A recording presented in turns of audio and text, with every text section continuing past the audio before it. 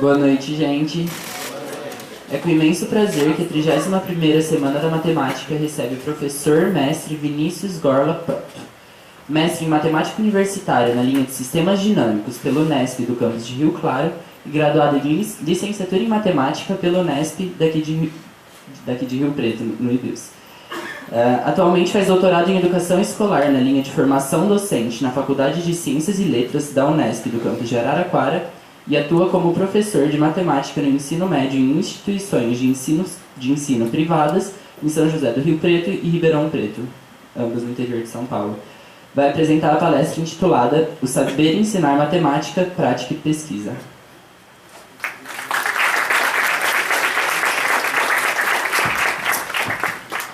Boa noite. Boa noite. Nossa, teve até boa noite. A gente é professor, quando a gente fala boa noite, ninguém responde, a gente já fala, tchau, vamos embora. Ô, gente, deixa eu falar uma coisa com vocês.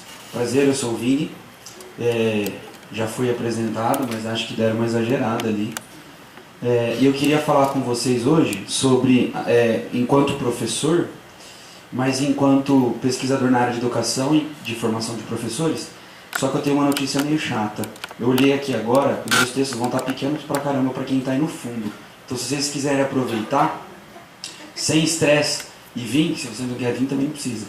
Mas não vai dar para ler, de verdade, não vai dar para ler nada depois dessa tela. Fiquem à vontade. E eu queria começar falando para vocês assim, os nossos objetivos aqui hoje. Quem aqui está se formando para ser professor? Uou! Quem já é professor? Qualquer aula conta. Inclusive lá na frente, tá? Começou a contar já seus anos de experiência, viu? Quem aqui pensa em seguir ou já segue a área de pesquisa em educação? Tá, legal. Não, pense em seguir já tá bom, legal. Porque assim, eu queria falar com vocês sobre isso, sobre esses dois aspectos, né? Sobre a prática do que é ensinar e sobre o que a pesquisa está dizendo sobre isso, que é a minha pesquisa de doutorado, na verdade. E eu começo, então, contando um pouquinho da minha história, sem me alongar muito, porque em uma das disciplinas que eu tive que fazer lá no doutorado, eu tive que apresentar o meu projeto para ele ser sabatinado por um grupo de pessoas lá. E uma das coisas que foi perguntado para mim, que eu não esperava, disseram assim, por que você decidiu investigar isso? Né? E eu disse, por causa da minha história. Né? Eu fiz Unesp, que é uma excelente, aliás, a melhor universidade que existe no mundo, na minha opinião. Né? Unesp Rio Preto, vão lá com... Não, melhor. Não, tá filmando, você viu? Eu fiz Unesp, saí daqui assim, orgulhosíssimo do meu diploma, né? Aí eu fui fazer mestrado, que eu não esperava nem que eu fosse fazer, mas daí as coisas foram convergindo para isso. Eu fiz mestrado em matemática, estudei sistemas dinâmicos, né? Sabia falar sobre caos, sobre equação diferencial, né? Puta, que legal. Aí cheguei na escola, os alunos, nossa, onde você se formou? Eles querem saber, que legal, na Unesp, pô, mestrado. O olho deles enchia assim, nossa, faz esse exercício para mim. Aí eu olhava assim, eu não sei fazer. Né? E você fica, mas eu não sei. Ele fala assim, mas esse tipo de exercício aqui o professor quando fez na sala, porque eu entrei como assistente, né? Dei muito plantão de dúvidas, né? Dava aula quando alguém faltava, pouca fogueira, né? O cara faltou. Tem professor, cara, que você colocar, sério, a Madonna, eles não querem, eles vão falar assim, mas cadê o cara? Faltou? Pô, que chato, né? E aí põe você lá, assistente de matemática, substituto. Então assim, eu ia lá e falava assim, cara, não sei fazer. E os alunos, quando o professor deu essa aula, ele fazia mais ou menos assim. Eu ficava assim, não sei o que você está falando, velho. Né? É estranho, você fala, mas eu me formei na Unesp, cara. Pô, eu faço mestrado em matemática, como é que eu não sei esse negócio? E o moleque sabe que ele está me ensinando aqui. Isso incomoda, né? Isso incomoda. E aí a hora que você pega o coordenador, o diretor, fala assim, aproveita, vai assistir umas aulas aí. E aliás, fica a dica, hein? Fica a dica, assistam aulas dos seus colegas. sempre que possível. Eu tenho certeza que eu aprendi muito dentro dessa universidade, eu aprendi muita matemática aqui, e eu aprendi muita pedagogia aqui. Mas o molejo da aula, você pega olhando, assistam muita aula, sabe? E na verdade, acho que nós chegamos no ponto alto. O que eu vou falar aqui para vocês hoje, eu acho que é uma tentativa muito despretensiosa e humilde de, quando eu assistir a aula de um colega mais experiente, pelo que eu estou procurando ali. Porque vocês já passaram pela experiência do estágio supervisionado? Sim, vocês estão passando. Vocês passam pela... Quando eu fiz, eu não sei, me corrija se eu estiver errado, mas quando eu fiz, o estágio funcionava, o primeiro, né, tinha o 1 e o 2. É isso ainda? Quando eu tinha o 1, a gente ia lá para assistir aula. E no 2 a gente ia para regência mesmo. É isso ainda? Então, aí no estágio 1, a gente vai, ou na... Oi, Rita. A gente ia... A gente ia, e aí ficava meio assim, cara, o que eu estou procurando aqui, né? Eu vim fazer o estágio, mas eu vim ver o quê? Né? Observação, tá, observar o quê? Né? E a gente fazia uns relatórios na maior boa vontade, mas tipo assim, ó, eu fui, eu vi, foi isso que foi feito. Mas o que eu estou procurando lá? Então, aqui na tela hoje vão aparecer algumas sugestões do que eu podia estar procurando lá. Né? Mas naquela hora, meio na intuição, não rolou. Eu fui lá e voltei assim, o professor deu aula desse assunto, né? A metodologia que ele escolheu foi essa e tal. Então assim, era um relatório bem técnico. Mas esse molejo de aula, essa coisa do ensinar, do saber ensinar, que eu fui pegando com o tempo. E aí quando eu me peguei falando sobre isso para as pessoas que estavam me sabatinando ali, apreciando meu projeto de doutorado, eu falei, esse doutorado é de verdade, minha história. Eu falei assim, eu chego lá na escola, eu não sei dar aula, eu me vejo nessa condição, professor que não sabe dar aula. Né? Malemar sabe a matéria, porque a gente sabe falar de equação diferencial, sabe falar de caos, de sistema dinâmico e às vezes não consegue resolver um problema de porcentagem. Aí você fala, mas isso aí deve ser difícil pra caramba. O professor estava no Enem. No Enem. E você fala, porra, eu sou professor, né, cara? A gente tem que se incomodar com isso. Então, assim, o meu começo de carreira, eu digo começo porque até hoje, eu estou no começo ainda, né? Tenho muito para aprender. Ele foi muito marcado por isso. E aí quando eu termino o mestrado, eu falo, eu vou fazer doutorado. Só que eu vou fazer em educação. Eu vou fazer em educação porque eu estudei bastante matemática. Claro que a matemática ela é apaixonante. Inclusive, quando eu entrei aqui, eu nem sabia se eu ia terminar o curso, né? Eu falava assim, eu tô real, eu era muito sincero. Os professores perguntavam, qual é que é a tua expectativa? Eu falava, dar aula até uma opção. Mas eu não sei se eu vou terminar o curso, não sei como é que vai ser. Eu vim aqui para ver como é que é mesmo. Né? Aí a Hermínia me levou num congresso. Eu nunca mais saí. Eu falei, aqui mesmo que eu quero ficar. Né? Então, eu sempre fui muito apaixonado pela matemática. Só que eu falei, eu preciso estudar um pouco a educação. E eu acho que eu quero pensar um pouco a formação do professor, porque a minha, ela podia ter me preparado melhor para a sala de aula. Né? E aí eu fui procurar o nome disso tudo. E aí eu comecei a estudar, encontrei um orientador que me aceitava professor, né, que era da área de educação, mas me recebeu muito bem, mesmo eu não sendo da área de educação, que foi muito legal, e que me aceitou na condição de professor. Ele disse, não precisa largar a aula, tal, fica lá, até porque, nas palavras dele, ele disse, eu entendo que a sua experiência te trouxe aqui, né? Como eu estou dizendo aqui para vocês agora, o que eu percebi quando eu fui tentar dar aula é o que me levou para o doutorado. De repente, não fazia sentido sair da aula para fazer o doutorado agora e desconectar essas coisas. Né? E aí ele começou a me sugerir algumas leituras e dizer, olha, vê isso aqui, que você te interessa, vê isso aqui, vê isso aqui. E na hora que ele me deu para ler sobre esse cara aí, o Schumann, eu falei, achei o nome do que eu estou sentindo. É isso aqui que me faltou. Né? Esse é o cara que vai me explicar o que está faltando aqui. Então, a partir desse momento, eu queria que você olhasse, e aí você escolhe. Tá? Você ouvisse o que eu vou falar, e olhasse para tudo isso enquanto futuro professor. Como eu disse, então é isso que eu tenho que procurar? É aí que eu tenho que ir? Na minha opinião, sim. Tá? Fica aí, com toda humildade. Você olha isso como futuro pesquisador. Bom, então nessa linha tem muito a ser pesquisado. Assim, essa é a pesquisa que está sendo feita? Sim, fica à vontade, tá bom? Eu vou tentar dar esses dois esses dois tons. Bom, o Schumann, ele fala assim, ó, para um professor saber ensinar, ele tem que ter alguns conhecimentos. Um dos conhecimentos é o conhecimento do conteúdo. O conhecimento do conteúdo. Então é claro que para eu saber ensinar matemática, eu tenho que saber matemática, senão nada feito. Tudo bem?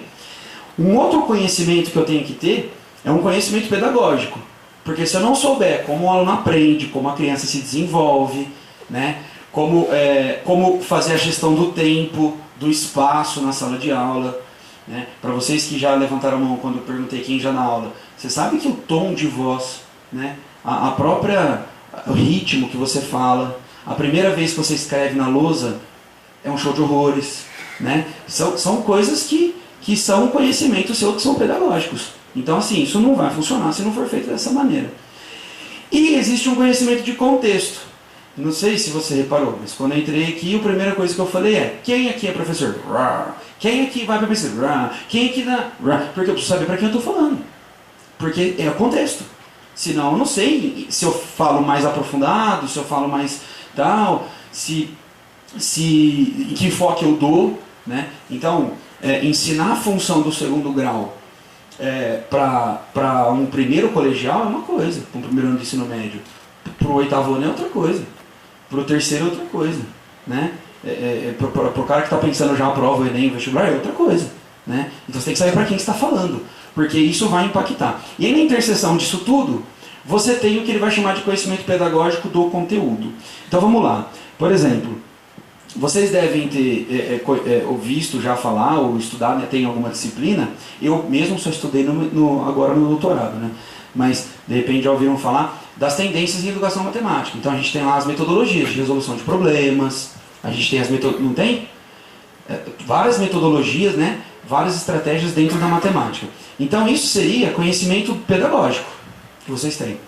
Vocês conhecem os conteúdos da matemática que precisa lá para a educação básica, para o ensino médio, ensino fundamental, as séries finais ali onde vocês podem atuar.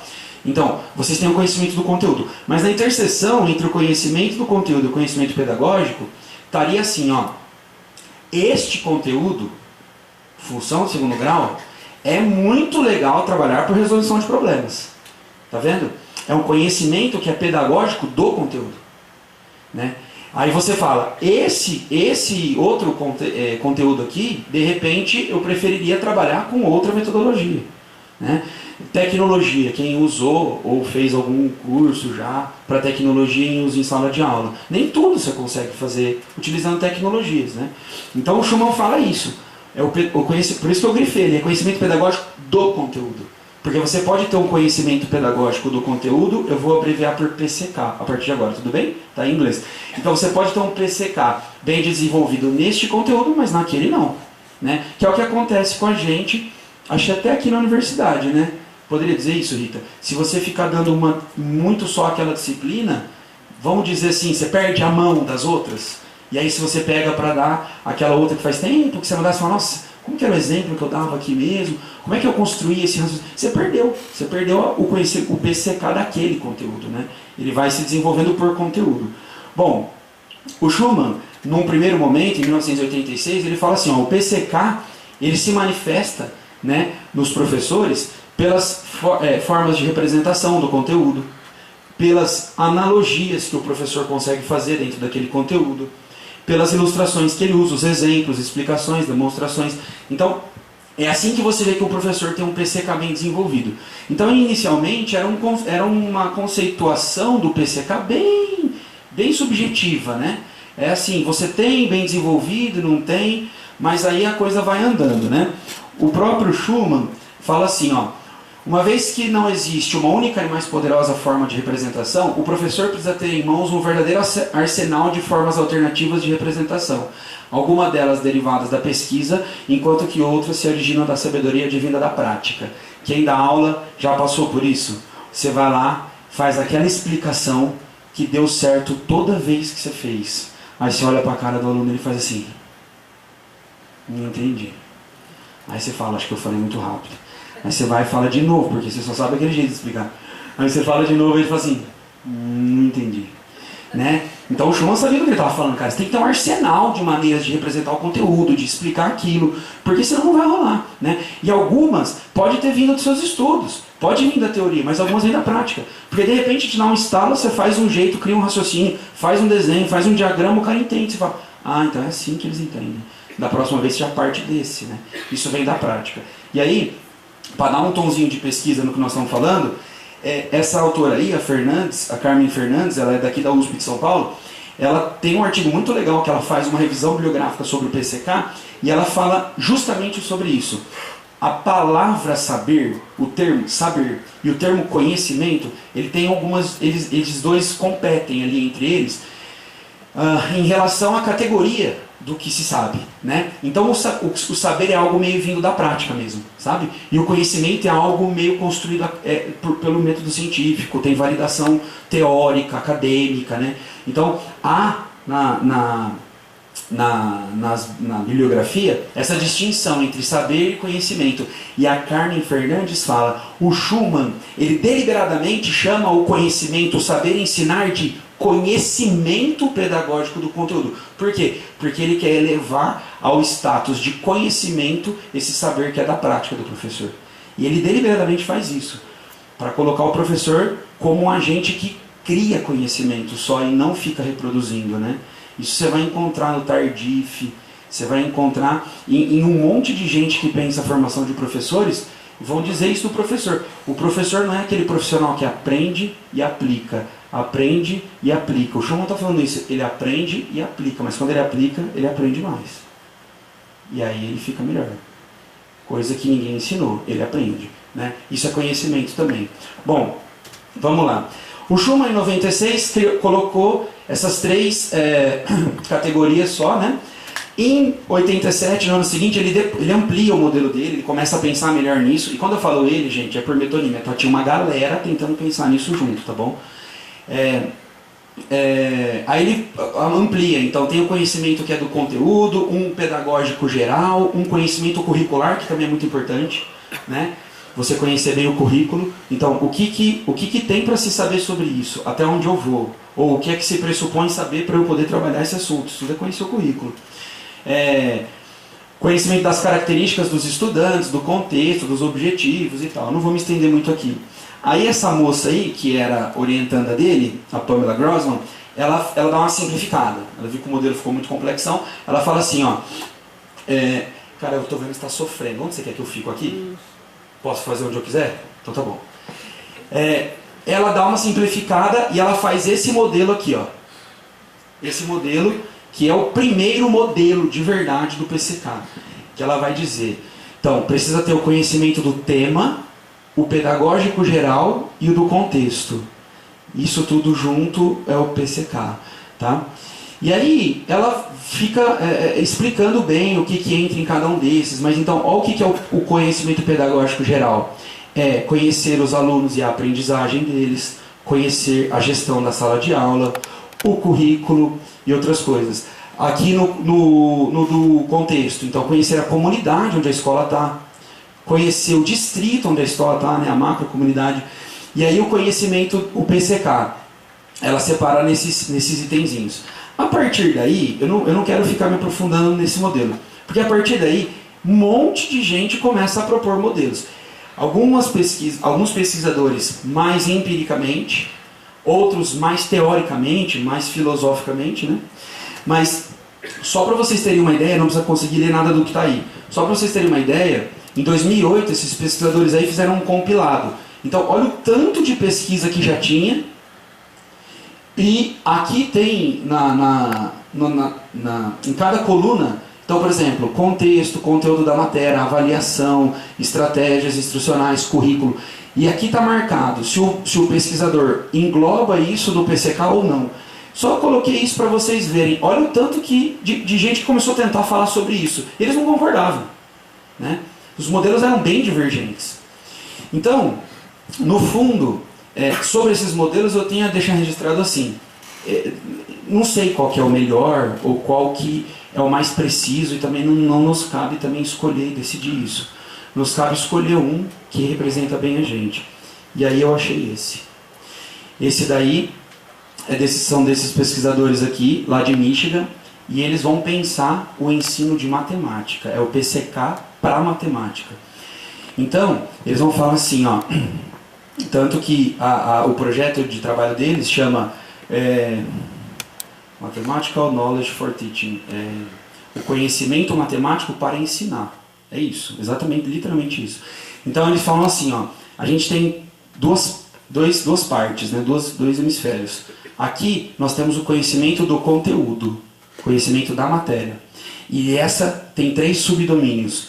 O conhecimento comum do conteúdo, o conhecimento especializado do conteúdo e o conhecimento do horizonte do conteúdo. Do lado de cá nós temos o PCK, que tem também 3 subdomínios. O conhecimento do conteúdo e os estudantes, o conhecimento do conteúdo e o ensino, e o conhecimento do conteúdo e o currículo. Eu vou falar sobre cada um desses agora, então eu não vou me estender muito nessa tela. Eu só vou plantar uma sementinha aqui para a gente colher depois, que o Ronick fala, a Ronick, né? Ela fala assim, ó, se a experiência pode ser acessada e retratada, pode então ser transferida para professores inexperientes e, assim, ajudá-los no seu progresso em direção a uma maior competência no ensino. Desenvolver o entendimento mais profundo do fenômeno que é o PCK pode também ajudar a criar novas formas adequadas de discussão das questões inerentes à complexidade e aplicação do conhecimento do conteúdo na prática.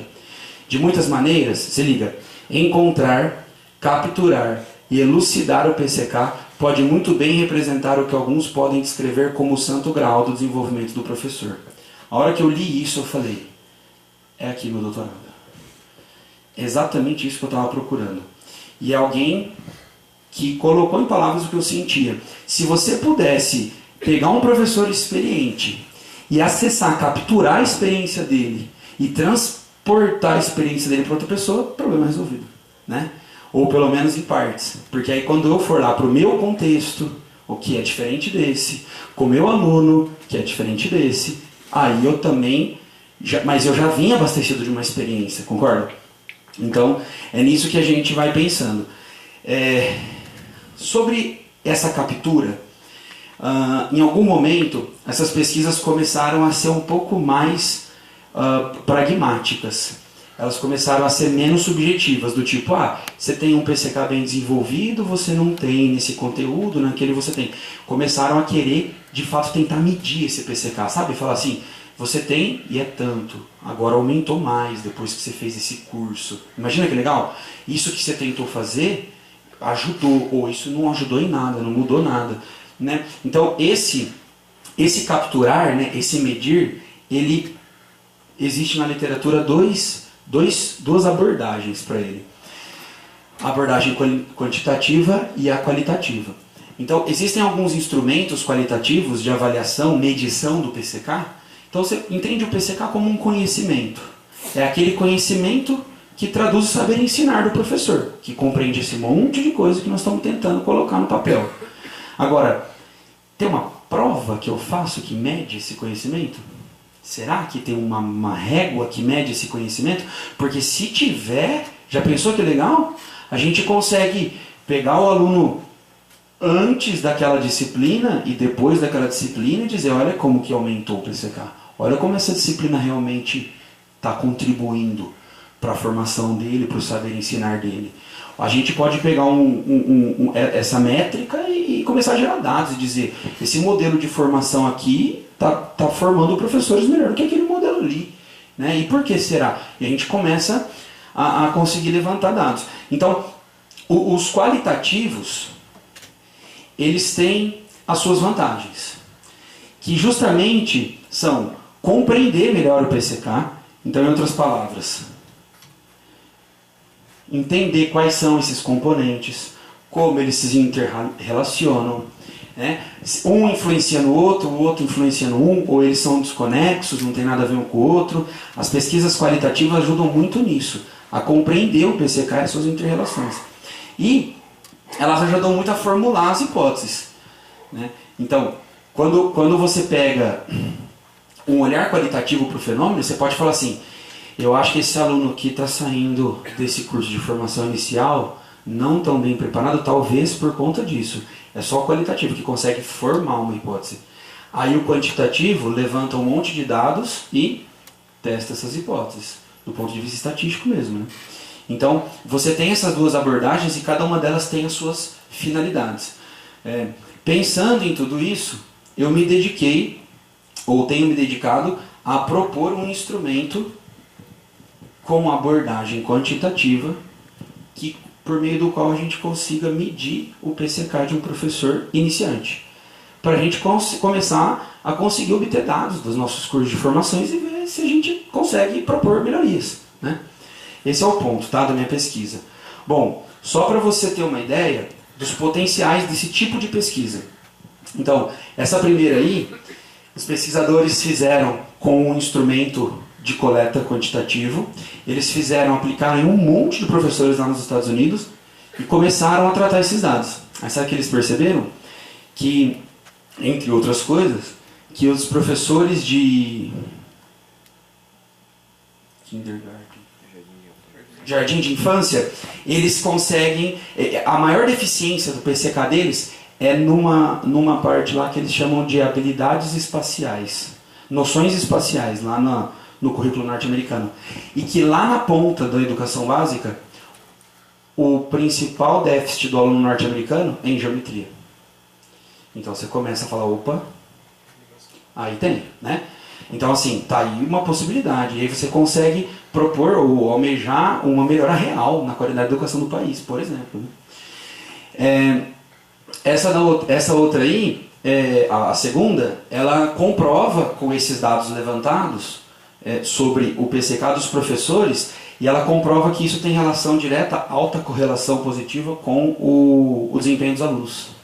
O que mostra que o PCK deve fazer algum sentido, né? Porque professores que têm alto PCK estão conseguindo fazer alunos que são muito bons em matemática. Olha que legal, né? Então a gente pode buscar na nossa formação fazer professores com alto PCK. Essa outra, ela compara dois modelos de formação com os dados levantados por esses instrumentos, que é muito legal também, para quem pensa a formação, né? Esse daqui mede um impacto de cursos de conteúdo, de matemática mesmo, em professor de educação infantil, né? Que é aqui no campus tem pedagogia. Quando eu fazia faculdade aqui, a gente conversava com o pessoal da pedagogia, eles odiavam a gente por tabela, por causa do tanto que eles odeiam matemática. Não sei se continua assim, né? Pode sim, né? Sim. Cara, você só odeia matemática, eu não te fiz nada, me dá uma chance, né? Então isso daí vai medir isso nos professores depois desses cursos, o que é muito legal. Tá acabando, tá? Só tem mais essa tela e a gente vai pro vamos ver. Essa de cima é parecida com a anterior. Ele fala, depois de cursos, né, ele tenta medir o efeito disso.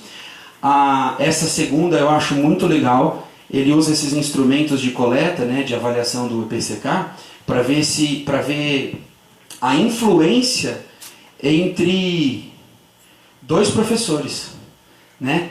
Como que a interação entre os professores no ambiente de ensino afeta o PCK um do outro, né, com a troca de experiências. Eu achei isso muito legal. E a outra, essa penúltima aqui também é muito legal, que ele vai avaliar o efeito da mentoria.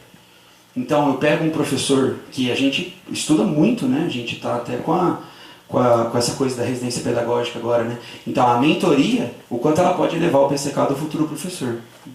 E essa última aí é muito bacana, porque mostra o passo a passo do desenvolvimento dos itens da pesquisa, como esse instrumento foi projetado. Isso é muito legal.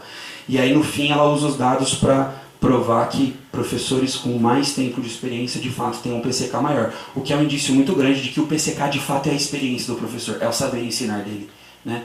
É uma tentativa, e pelo jeito bem sucedida por todas essas pesquisas, de capturar a experiência do professor. Alto PCK significa experiência, saber ensinar, né? Bom, vamos lá para o modelo, e aí é a hora que você, como eu disse, né? Vini, eu vou lá no estágio, o que eu estou procurando quando eu assisto aquelas aulas? Tá bom? Ou, Vini, eu estou na escola e o diretor me deu autorização para ficar assistindo a aula dos outros professores enquanto eu não tenho alguma coisa para fazer. O que eu estou procurando nessas aulas? Bom, vou começar na ordem, tá? Eu sou um cara muito visual, então eu fico apagando e acendendo para a gente não esquecer do que a gente está falando. No conhecimento do conteúdo, o conhecimento comum do conteúdo é o mais simplista. É o conhecimento matemático que não é exclusivo para o ensino. De fato, é o conhecimento matemático. Tudo que se aprende aqui em todas as disciplinas de matemática. Esse conhecimento não é exclusivo para quem ensina matemática. É um conhecimento que todo mundo que sabe matemática, né? Conhecer o conteúdo, a teoria, de repente a gente conhece tanto quanto os engenheiros conhecem, ou em alguns momentos mais aprofundado, outros momentos menos, né? Ou menos aplicado, enfim. Mas é um conhecimento que não é exclusivo para o ensino. Então, exemplos de como esse conhecimento se manifesta. Em que momento eu uso ele, entre aspas. Quando eu conheço a teoria e eu sei reconhecer quando um aluno ou um livro apresenta algo de errado ou incompleto, por exemplo. Né? Não sei se vocês já passaram por isso, mas não é difícil você pegar um livro e dizer isso aqui está errado. Não é assim. Calma, esse teorema mesmo. Não é assim, não é isso. Está faltando. Tem não sei somente se aqui, tem uma virgulinha, tem uma condição que não está sendo satisfeita aqui. Está miguelado esse negócio. Né? E com o livro é raro, mas não é impossível. Agora com o aluno é super comum. O aluno fala um negócio e fala, peraí, vamos lá, você falou não é isso. Mas reconhecer que está incompleto, que está errado, é só saber matemática, concorda? Não é algo exclusivo de quem ensina. E saber resolver um problema. Então eu coloco um problema para vocês e vocês sabem resolver. Isso quer dizer que vocês têm esse conhecimento. É um conhecimento comum do conteúdo. De repente, se pedisse para um engenheiro fazer, ele também faria. Né? Mas é muito diferente do professor. Porque o professor não tem que saber fazer, não tem que saber resolver o problema. Olha eu chegando na escola para dar aula, não sabia nem resolver o problema. Né? Estava com deficiência já aí. Né? Mas o professor ele tem que saber, vê se você concorda comigo, ele tem que saber resolver de vários jeitos. Ele tem que saber resolver usando a matéria, usando uma outra matéria. Ele tem que saber pintar e bordar, para o aluno entender. Né? Isso é específico de professor. Saber resolver o problema não. Bom, esse conhecimento que não é comum do conteúdo, mas é especializado no conteúdo, esse sim, é o conhecimento matemático exclusivo para o ensino. Então, o engenheiro não deve ter isso daqui, por exemplo. Tá? Porque o matemático que não é professor de matemática, que não atua com educação, não deve ter ou não precisa ter esse conhecimento. Então, exemplos de como eles se manifestam. Eu compreender os diferentes métodos que os alunos podem utilizar para resolver um problema. Viu a diferença entre esse e o outro? Fala comigo. Só balando assim. Viu? Pode balando assim, não tem problema, fala de novo. Tá tudo bem? Então tá bom. Às vezes os alunos, eu não sei se já aconteceu com vocês, às vezes os alunos utilizam uns métodos para resolver os problemas mega estranhos. Você fala, nunca vi o que você está falando, cara. E tá certo, mas você tem que dar um passo para trás e falar, pera, deixa eu pensar. Né? Aí a sala tem 40 pessoas, né? Eu disse pessoas, tá gravando. A sala tem 40, né? E aí você tá lá e o cara fala assim, mas o meu tá certo? Se fica, parece que não, né? Mas... E aí tem um pendurando aqui, o outro chamando ali, o outro gritando ali. E era que você vai falar, puta, pior que tá, velho. Né? Pior que tá. Você olha e fala assim, puta merda, tá certo mesmo isso aqui. Então, isso é uma habilidade, um conhecimento que o professor tem que ter. Alguém que não é professor não precisa ter condições de fazer isso, né? Encontrar padrões nos erros dos alunos. Isso daqui é uma coisa que... Tá vendo, velho? Quando você estiver lá assistindo a aula de um colega seu, a hora que o aluno falar um negócio e o teu colega lá na frente, o professor, fala assim, então, isso aí é um erro comum. Aí você, então isso é um erro comum. Porque é isso que vai fazer depois a sua aula fluir legal. Porque a hora que você entra na aula, você fala, eu já até sei que eles vão errar aqui.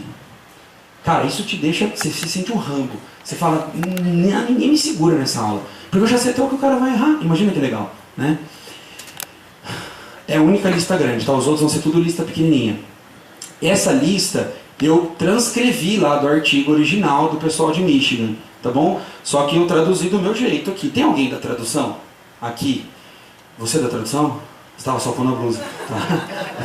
Não, é porque teve umas coisas que eu deixei em inglês mesmo, jeito que eu não dei conta de traduzir, eu não estou confortável para traduzir ainda. Bom, Vou passar rapidinho, tá? Então, o que mais que faz parte desse conhecimento especializado do conteúdo? Apresentar ideias matemáticas, né? Então, assim, eu sabia falar sobre equação diferencial, mas com as pessoas que sabiam mais que eu sobre equação diferencial. Agora, eu quero ver se explicar a equação diferencial para alguém que não sabe nem o que é uma equação algébrica, né? Isso é saber apresentar uma ideia matemática. É difícil, velho. E é algo que os professores precisam ter.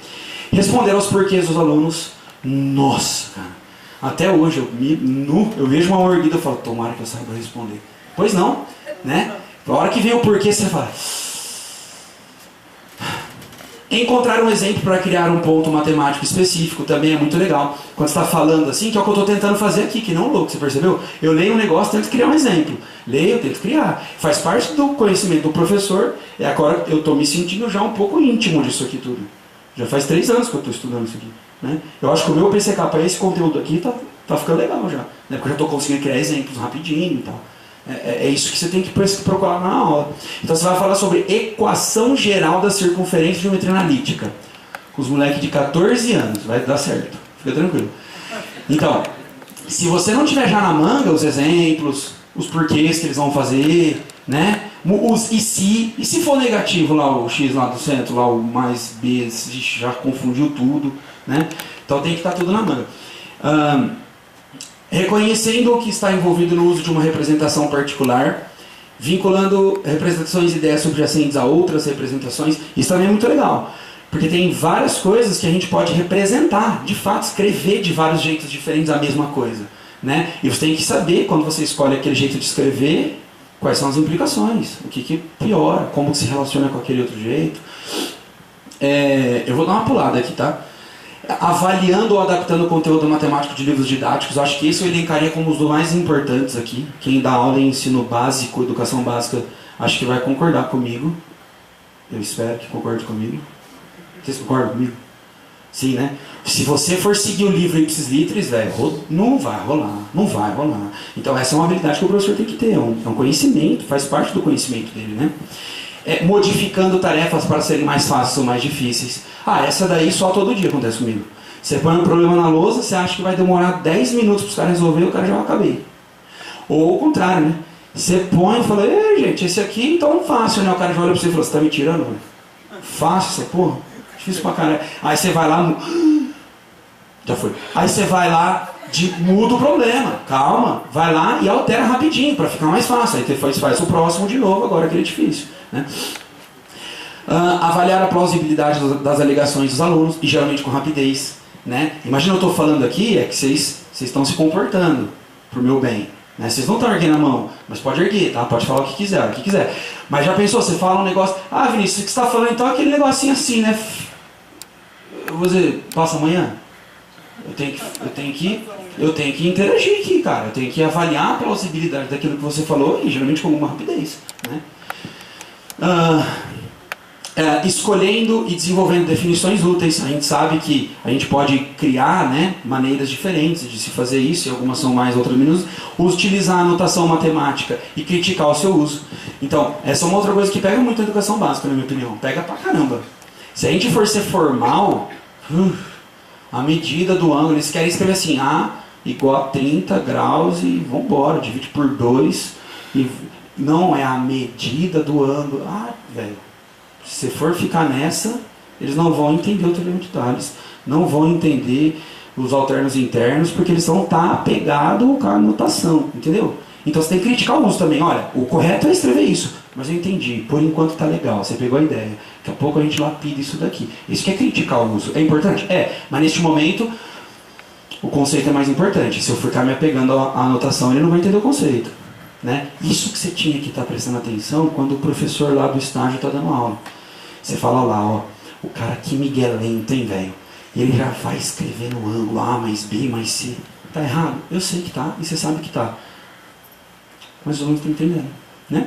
De repente, depois que o cara já está mais tranquilão, está fluente ali naquela coisa do triângulo, da 100 por 180 e tal, aí você fala, posso falar um negócio?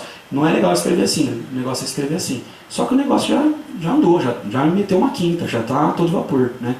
Bom, Isso é criticar o uso. Fazer perguntas matemáticas produtivas. É muito legal começar toda a aula com uma pergunta, né? O mais legal de tudo é responder uma pergunta com outra pergunta, que é muito legal. Especialmente se você não souber a resposta da pergunta. Então você faz... Ah, gente, tem que falar, fazer o quê? Então o aluno pergunta, é muito legal. Ele fala assim, mas quanto que é ali? Você fala, se fosse tal número, por exemplo, seria... Aí ele já fala, é verdade, tá bom. É uma pergunta matemática produtiva. Você jogou uma outra pergunta para ele, ele entendeu. A tua e aquela que ele mesmo tinha feito. Isso é muito legal. Selecionando representações para fins específicos e inspecionando equivalências. Quando eu for tentar criar, e essas partes eu vou acelerar, porque pelo jeito poucas mãos levantaram na hora que eu falei de pesquisa, mas quando eu vou tentar criar um instrumento que vai tentar medir se o professor tem tudo isso que nós estamos falando aqui, eu posso perguntar se são sugestões dos próprios pesquisadores, tá? Que conceberam o conceito do PCK da matemática, aquele modelo lá. Eles falam assim, ó, perguntar se um método incomum proposto por um aluno funcionaria em geral. Vamos ver se o professor conseguiria dizer se sim ou não, né? Perguntar qual a melhor justificativa para o porquê de igualar denominadores ao somar fração. Aí você fala assim, cara, nesse auditório aqui, todo mundo parece que é da matemática, pelo jeito. Todo mundo sabe que tem que igualar os denominadores quando vai somar fração? Aí um aluno vira e fala assim, mas por quê? Percebe? Isso é coisa de professor saber. Isso é coisa de professor. Porque o matemático sabe. Aliás, qualquer um que sabe matemática sabe. Que tem que igualar os denominadores. Agora, por que tem que igualar os denominadores? Isso é uma pergunta que o aluno faria. Né? E é isso que você podia estar lá na hora do estágio e falar assim, desapega do conteúdo que o cara está dando lá. E se apega a, caralho, como é que eu ia responder essa pergunta que esse moleque acabou de fazer? De repente está ali, é aquilo que você foi procurar. Tá? É exatamente isso que você foi fazer ali. Outra, qual em um conjunto de figuras melhor representa 2 dividido por 2/3? Todo mundo aqui sabe dividir 2 por 2/3. Mas e representar isso na lousa para um aluno? Com uma figura? 2 dividido por 2/3. Né? Eu sei o que você está sentindo. Eu também senti quando eu li isso. Ai, droga, eu não sei. Mas isso é muito legal, porque é o conhecimento pedagógico, de novo, do conteúdo. E aí eu vou contar uma coisa que eu não contei até agora. Esse pessoal aí trabalha com educação infantil. Então você vai ver que todos, ou quase todos os exemplos que vão aparecer aqui, são divisão de fração, né? Adição, multiplicação, algoritmo da subtração. De fato, aí eu olho para isso e falo, cara, eu não sei nenhum desses. Mas aí eu me toco, eu falo, o meu PCK deste conteúdo realmente, porque neste contexto eu não atuo. Eu nunca dei aula para um aluno que tivesse menos de 14 anos. Nunca. Né? Então realmente eu não sei ensinar. Eu não sei falar por que tem que igualar os denominadores, porque não é lá que eu atuo. Mas se fosse lá, acho que era bom que eu soubesse, porque essa pergunta vai aparecer lá. Né? Bom, alguns exemplos que vêm nessas pesquisas desses caras. E aí você faz o exercício mental se você saberia ou não responder. Aqui ele fala assim, que o aluno escreveu assim, ó, tem uns ângulos aqui, vocês conseguem ver pelo menos isso? Tem os ângulos, lá em cima está escrito 1 e 2, e aqui tem um ângulo, marcado um ângulo reto. Aí ele fala assim, ó, o aluno escreveu 1 mais 2 igual a 90. E aí, o professor, aí as alternativas são, não faz nada, tá certo? Não, 1 mais 2 não é igual a 90, tio. Né? Aí o professor adiciona o símbolo de grau, e aí vira 1 mais 2 igual a 90 graus. Não, 1 mais 2 não é 90 graus também. Aí troca o que o aluno escreveu e escreve no lugar. Ah lá, a medida do ângulo A mais a medida do ângulo B é 90 graus. Está melhorando. Mas ainda não está legal, porque olha o vértice A. Qual é o ângulo A? Então você tem que falar a medida do ângulo EAB mais a medida do ângulo EBA é 90 graus. Bom, aí ficou legal. Né? Mas esse tipo de diálogo com anotação é coisa de professor. Porque se fosse um engenheiro resolvendo o problema, 1 mais 2 é 90, ele ia tocar o barco, ele ia nem perceber que ele usou a anotação errada. Você concorda? Fala comigo. Sim? Imagina a minha aula, como que é insuportável. Ó outro. Essa é outra pergunta que tem lá na pesquisa dos caras. Então, qual dos seguintes historinhas representa o problema 1 e 1/4 dividido por meio? Lá nos Estados Unidos eles têm essa de ficar usando a notação 1 e 1/4, número composto. Você sabe o que é o número composto? Eu fui aprender quando eu fiz isso. Então, 1 e 1/4. Seria tipo 5/4, é isso? Tô falando certo? Então 5/4 dividido por meio. Aí ó as opções. Você quer dividir 5/4 de torta para 2 famílias. Quanto cada uma ganha? Essa historinha bate com a conta? Não, era 5/4 dividido por meio. Essa vai dar o quê? 5/4 dividido por 2. Essa historinha não serve para aquele problema. Então se você quer treinar aquela operação com o aluno, não vem colocar essa historinha na lousa. Concorda? Isso é coisa de professor, né? O B. Você tem $1,25 e você quer dobrar o que você tem. Quanto você vai ter quando você dobrar? Não, isso é 1,25 de novo, vezes 2. Também não era essa operação que eu queria. E a última. Você está fazendo uma receita e ela pede 5/4 de xícara. Quantos você precisa se cada barrinha é meia xícara? Agora sim. 5/4 de xícara, cada barra é meia xícara, 5/4 dividido por meio. Né? É a única historinha que bate com a conta. Agora, você lembra que aqui estava escrito, ó, lembra desses 18 itens? Um deles era esse. Encontrar um exemplo para criar um ponto matemático específico. Esse é um conhecimento que o professor tem que ter. E essa é uma manifestação desse conhecimento. Quem souber a resposta certa é porque parece que tem esse conhecimento. Tá?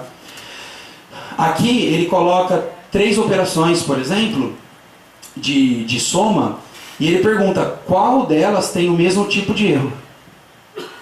Então, vocês não estão conseguindo enxergar aí do fundo, mas aqui, ó, 2 mais 4 mais 9 deu 4, sobe 1. Isso já está errado, né?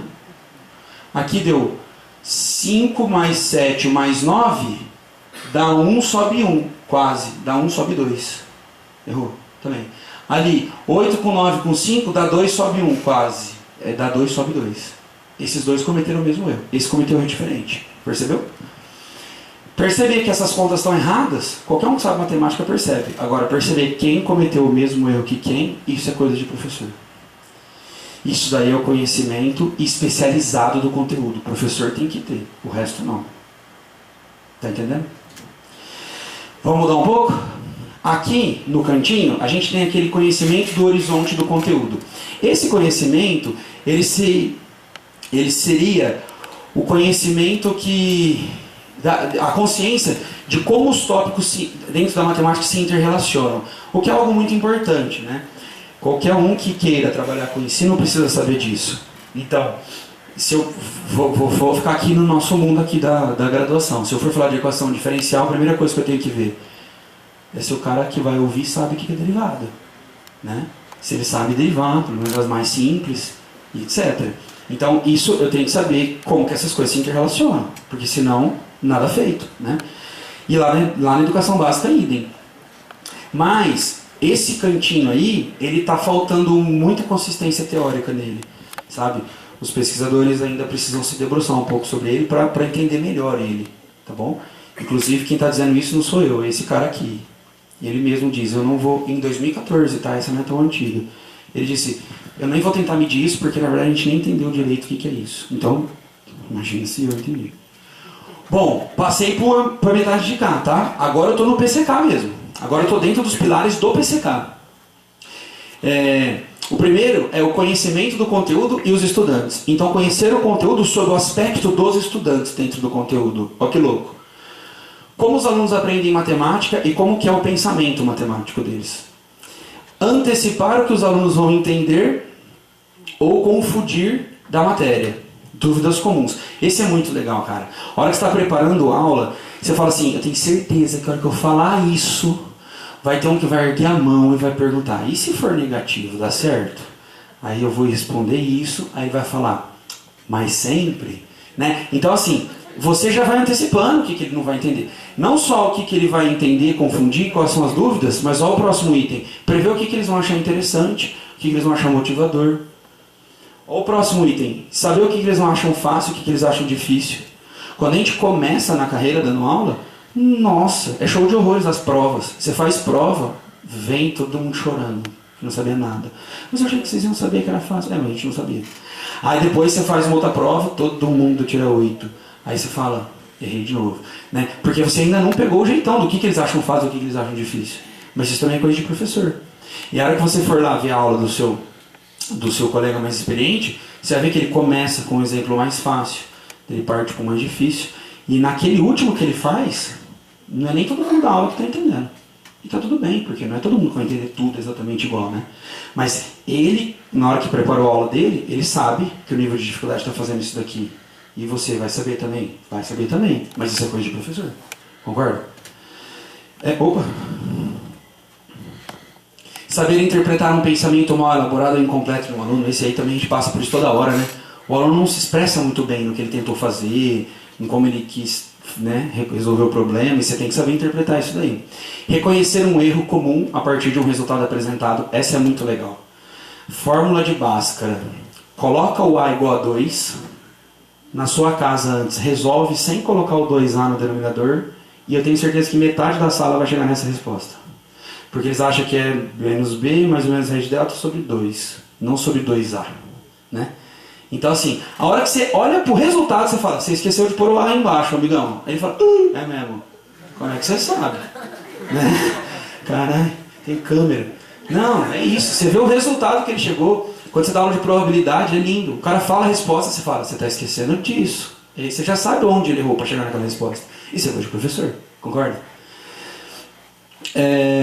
Familiaridade com o que os estudantes geralmente pensam ou fazem. Isso aí, nas séries finais, também é muito legal, porque eles começam, já tem tanto conteúdo, que você põe um problema, às vezes eles lembram de coisa do ano passado que quer tentar usar, né? E aí você já ter essa familiaridade com isso, já esperar por isso, te ajuda muito.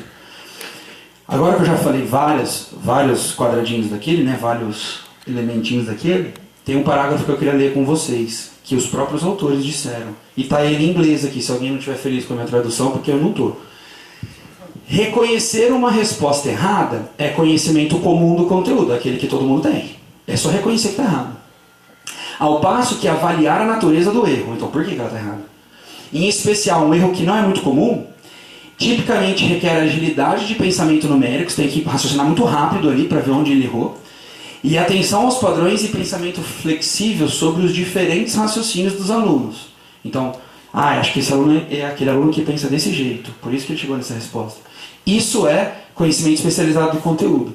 Em contraste, familiaridade com os erros comuns e decidir quais, entre vários erros, os alunos estão mais propensos a cometer, são conhecimentos do conteúdo de estudantes. Isso aí é mais um pouco de formalismo teórico do que eu estou falando, mas eu acho legal esse parágrafo para distinguir o que é o que do que a gente está falando aqui, né, desses 3 últimos que foram falados. Bom, perguntar coisas do tipo, num instrumento de avaliação. Que tipo de figura as crianças tendem a confundir com um triângulo? Para quem nunca deu aula para criança, no caso eu, não tenho ideia. Mas a minha prima, que é professora, ela é pedagoga, ela falou assim, desenhe uma estrela que todo mundo vai chamar de triângulo, só porque tem um monte de ponta. Olha que legal. Eu não sabia disso, ela sabe porque ela é professora de criança, né? A probabilidade de um aluno escrever 405 em vez de 45. Eu li desse jeito, não foi à toa. Eu perguntei para um amigo meu, que é um dos melhores, se não o melhor professor de matemática que eu já conheci na minha vida. Ele falou assim, o meu filho faz isso direto, por causa que criança, né? 45. Eles acham que é assim que escreve. 45. Não 45, né? Então, é coisa de professor já esperar por isso. A hora que você vê o 405, você fala, Filoninho, vem cá, é 45, não escreve 40 depois do 5. 45 não é assim, né? Perguntar sobre problemas em que a confusão entre perímetro e área levaria a respostas erradas. Tem alguns exemplos aqui, eu vou chegar ao laço aqui porque acabou o tempo, né? Posso ficar mais? Uns 1h30? Deus me livre. Bom, obrigado, hein? Combinamos, deu certinho. Então aqui ele fala assim, ó, um professor, inclusive, tem todo um porquê de todas essas questões virem sempre com uma historinha, sabe? Com uma situação, um problema mesmo. Isso é muito importante dentro da pesquisa em educação. Mas a gente fala isso sobre outro dia. Oi? O ponto é deslocar toda a carga cognitiva do respondente do teste para o que você realmente quer medir.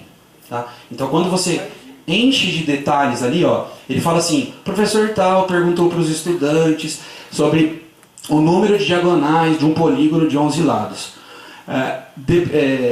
Das respostas erradas abaixo, qual delas seria usada para o aluno que calculou o número de diagonais de cada vértice? Vocês entenderam o problema? Era para calcular o número de diagonais de um n-ágono. E aí o aluno respondeu o número de diagonais por vértice do n-ágono, não do n-ágono inteiro. Qual delas? Só que quando eu leio, velho, que of the following, das que estão erradas abaixo, quando eu já falo, elas estão erradas, tá? Eu não gasto meu tempo vendo se está certo ou está errado.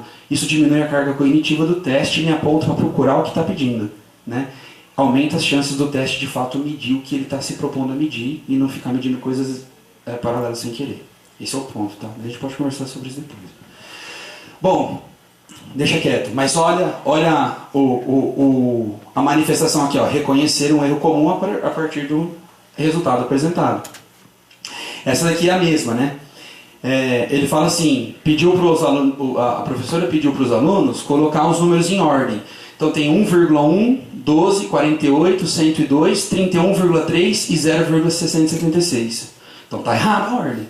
Qual é o erro que eles cometeram? Bom, eles estão ignorando a posição, o valor posicional dos algarismos, eles estão ignorando a vírgula, eles estão chutando, eles estão esquecendo que existem números entre 0 e 1, ou eles estão fazendo todos os erros acima. Escolher a certa aí é coisa de professor, concorda? É um conhecimento que o professor tem que ter, e ele vai mostrar se ele tem ou não, se ele souber acertar isso daí, tá? É isso que está dizendo a pesquisa. Esse eu achei muito legal. Ele fala assim, se eu perguntar para um aluno quanto é 8 vezes 8, o que você acha que ele vai tentar fazer? Eu vou falar as opções para vocês me falam, porque eu não consegui escolher uma até agora. Faz 8 vezes 4, depois, que dá 32, depois 32 vezes 2, que dá 64. Não é essa? Não. Faz 10 vezes 10, que é 100, depois tira 36, daí dá 64. Manda onde vem esse 36? Até agora eu não entendi. Eles multiplicam 8 vezes 10, que é 80, depois tira 8 vezes 2, que é 16, dá 64. Se for o Chuck Norris, né? Não, sério mesmo, cara. Eu acho que eu não pensaria nisso. Se uma criança fala isso pra mim, eu falo, velho, top, dá você, né? Esse aqui é o que eu faria. Assim, né? 8 vezes 5, 40, e depois vai contando. 48, 56, 64. Não é assim? Os alunos fazem isso, será? Então, não sei, vocês estão falando, eu vou acreditar. Eu não sei porque eu não trabalho com aluno. Meu PCK disso aqui é baixíssimo. Eu não sei essas respostas. Queria que vocês entendessem isso, tá? Antes da gente ir embora. É esse, vocês acham? Ó, outro teste muito legal. Ele põe 3 problemas, eu não vou ficar lendo, que está em inglês. Eles põem 3 problemas e ele fala assim, ó. Organize em ordem de dificuldade os 3 para mim. Então, saber resolver os 3 problemas não é coisa de professor. É coisa de aluno, inclusive. Agora, saber qual dos 3 é mais fácil, qual é mais difícil, qual é o médio, isso é coisa de professor, né?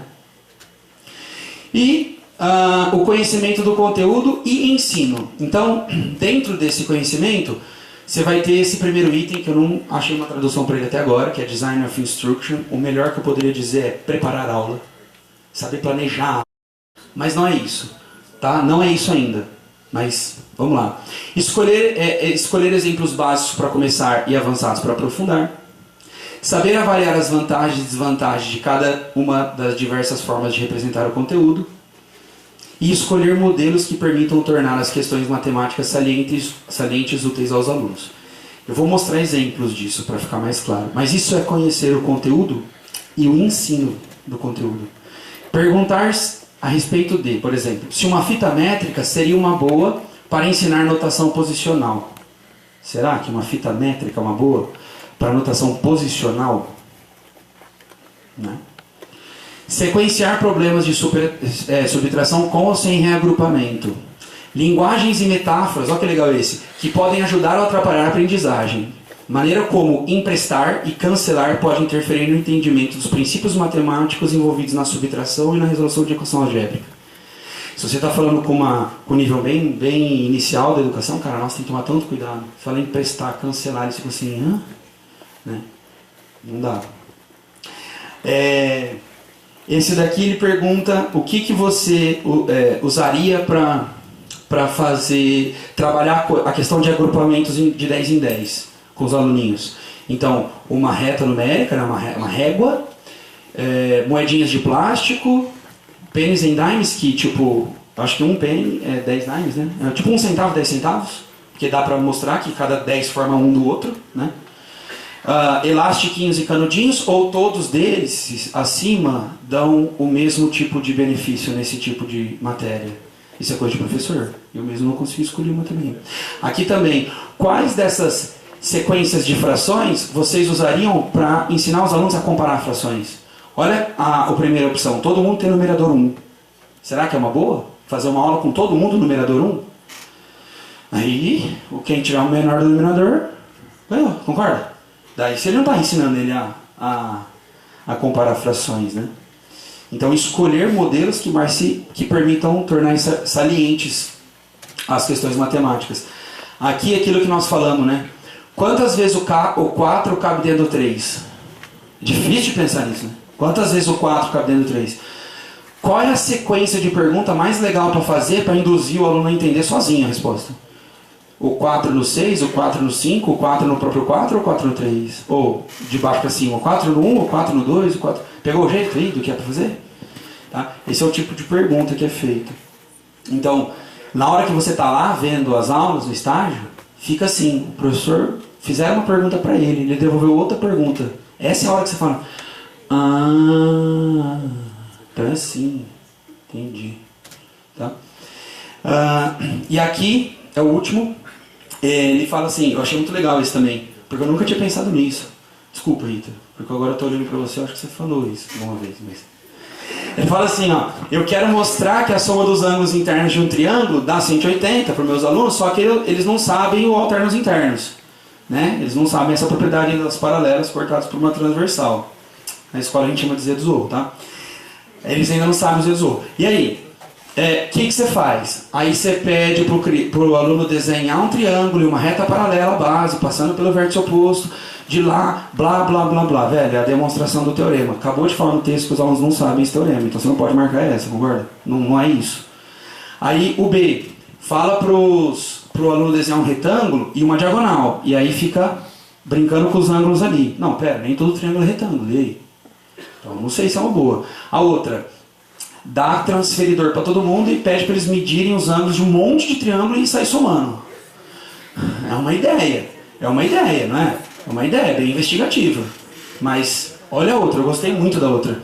Fala assim, ó, dá um triângulo, arranca os cantinhos e manda eles montarem os cantinhos, um encostadinho no outro, e vai dar 180. Tem um monte de gente balançando a cabeça, tipo, pois é, eu já fiz isso, dá certo mesmo, né? Então, o teu PCK nesse conteúdo está mais alto que o meu. Legal? E o outro, gente, que é o conhecimento do conteúdo e do currículo, também está faltando consistência teórica. Eu não vou falar sobre ele com vocês, porque eu também não sei muito sobre ele. Tá? Bom, espero que tenha lhe sido útil, que você esteja com a sensação de que valeu ter vindo e que você não se sinta tão sozinho nessa sensação que você tem de não sei se vou dar conta.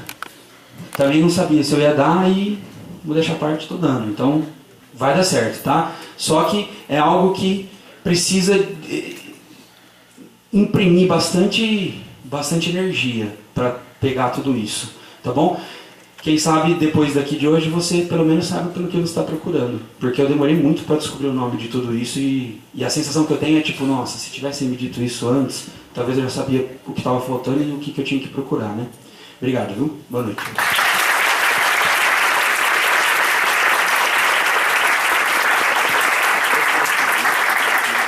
Gente, não sei se o professor vai gostar muito do que eu vou falar aqui, mas alguém tem alguma pergunta?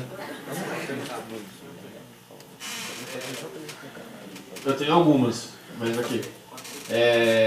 A questão é que, tipo, o que eu percebo no estágio obrigatório, que eu convivo com alguns outros alunos, é que existe uma variável que é a questão da desmotivação. Os alunos eles são bem desmotivados. E eu queria perguntar primeiro se o estudo que você faz, que você está nos apresentando, ele trabalha com essa variável da desmotivação do aluno. Porque, pelo que eu entendi, ele visa mais a questão do entendimento do professor com o ambiente que ele trabalha, certo? E com os alunos.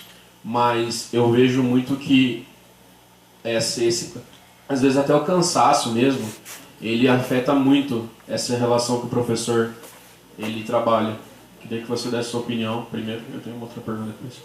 Tá, é assim, Eu começaria, obrigado pela pergunta, eu começaria dizendo assim, esse modelo, né, isso daqui, a gente também não pode achar que é a Bíblia, né? A gente não vai seguir sem também questionar, lá em Michigan, está funcionando legal, está levantando um monte de dados, e os dados estão se mostrando muito consistentes, muito concretos, mas de repente aqui é outra coisa. De repente, pra gente aqui no Brasil, tem que dividir em 2, em 3 aqui, botar a família no meio, né? Botar essa coisa da energia no meio, da motivação, do brio, né? Mas eu, no começo da sua pergunta, eu não sei se você estava falando do desinteresse, do desmotivado. Eram os alunos ou os professores futuros? Os alunos mesmo. Os alunos da escola ou os alunos dos futuros professores? Ou todo mundo está desmotivado? Não, eu acho que no geral, assim, se você for ver a situação atual do país... por exemplo, quando eu converso com os alunos... Os alunos lá da escola? Da escola. Tá. Primeiramente, quando eu conversava com eles, eles são do mesmo bairro que eu moro, eu sou lá do bairro pobre de Mirassol. Uhum. E o pessoal, porque quando você pergunta para eles, eles dizem: eu não quero estudar porque eu tenho mais a fazer na vida. Uhum. Eu acho que isso não vai ser necessário, eles falam. Uhum. Não sei para que eu vou usar isso. Uhum. E aí eu fico meio que com um bloqueio para tentar motivar a pessoa a ver o outro lado, né? Que se ela estudar, ela pode ter uma outra vida, ela pode ter uma alternativa. Pode vir aqui assistir aqui com a gente ano que vem, né? É exatamente isso, né? Tá aqui, né? Por exemplo. Não, eu concordo com você, mas de fato, nesse aporte teórico todo, essa parte não entra. Essa relação toda extra conteúdo não está entrando, né? E inclusive é legal você ter comentado isso para ficar a sensação de todo mundo que isso aqui é uma parte do que é ser professor, né? É do saber ensinar, não é do ser professor, né? Tem um monte de outras coisas que englobam o ser professor. A gente cuida de angústia de aluno, né? Eu trabalho com as séries finais do ensino básico, do ensino médio, questão de sexualidade o tempo todo, a questão de conflito dentro de casa o tempo todo, entre eles, né? Às vezes a gente investe uma aula inteira mediando conflito. E aí, cadê o mediar conflito aqui? Então, isso aqui é bem ensinar o conteúdo mesmo. É um modelo que se restringe a refletir essa parte da experiência.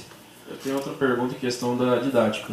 Porque eu vejo que muito professor, eles esquecem muito da didática e eles pegam mais a questão do conhecimento, que nem você disse.